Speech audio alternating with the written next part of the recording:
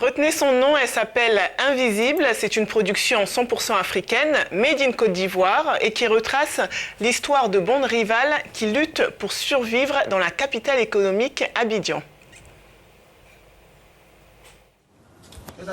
C'est dans l'un des quartiers de la commune de Yopougon à Abidjan que la série Invisible, écrite et réalisée par l'Ivoirien Alex Ogou, a pris forme. Plateau, on ferme les téléphones.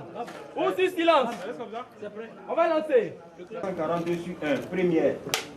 Cette série qui a attiré des géants français de la diffusion retrace l'histoire d'une rivalité de bandes en Côte d'Ivoire qui luttent pour survivre.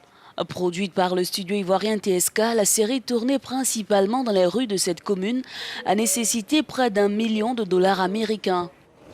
Pour Alex Ogou, qui travaille sur ce projet depuis 2 ans, cette création donne une nouvelle dimension à la production cinématographique en Afrique. Cette approche-là, qualitative, sur n'importe quel type de produit entre guillemets qu'on fait. La démarche de TSK qui est quand même initiée, impulsée par M. Karamoko Touré, je trouve que c'est salutaire parce que si on veut passer par une professionnalisation du secteur, il faut bien qu'il y en ait qui donnent l'initiative. Et la professionnalisation passe par des investissements, chose que fait M. Touré. Lors de sa première le 23 octobre dernier à Abidjan, la série a été reçue avec beaucoup de fierté et d'enthousiasme. Preuve que quand les synergies se mettent ensemble, quand beaucoup d'opérateurs se mettent ensemble, ils réussissent à réaliser de bonnes choses. On a fait confiance à des jeunes Ivoiriens, aussi bien au niveau de la production qu'au niveau de la réalisation, qu'au niveau des acteurs même. Vous avez vu tous les acteurs, à chaque rôle, à chaque personnage, c'était très bien fait. Et j'avoue, chapeau. Qui ne sait pas où il va.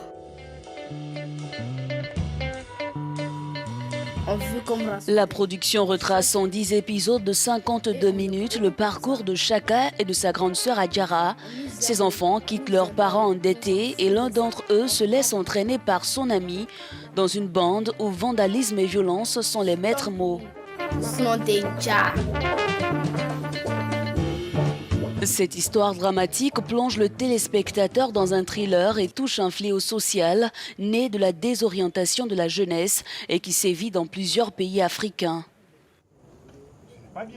L'objectif à atteindre, c'est faire les choses en Côte d'Ivoire. La Côte d'Ivoire, c'est un lieu de travail pour nous. Mais ce que nous voulons faire ici, c'est qu'on puisse le vendre partout dans le monde.